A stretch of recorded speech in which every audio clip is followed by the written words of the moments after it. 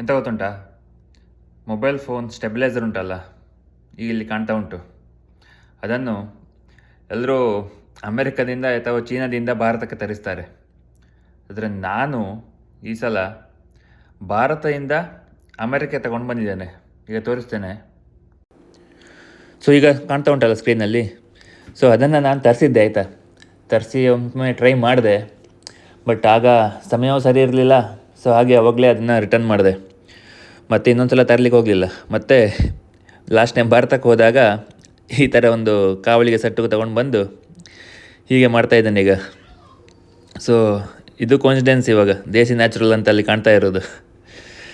So ಇಲ್ಲಿ 2 ಡಬ್ಬಿ ಇಟ್ಟು ಮೇಲೆ ಡಬ್ಬಿಗೆ ಅಕ್ಕಿ ತುಂಬಿಸಿ ಹೀಗೆ ಮಗಳ ಹೇರ್ ಬ್ಯಾಂಡಲ್ಲಿ ಹಾಕಿ, ರಬ್ಬರ್ ಬ್ಯಾಂಡ್ ಹಾಕಿ ಹೀಗೆ ಶೂಟಿಂಗ್ ಮಾಡ್ತಾ ಇರ್ತೇನೆ.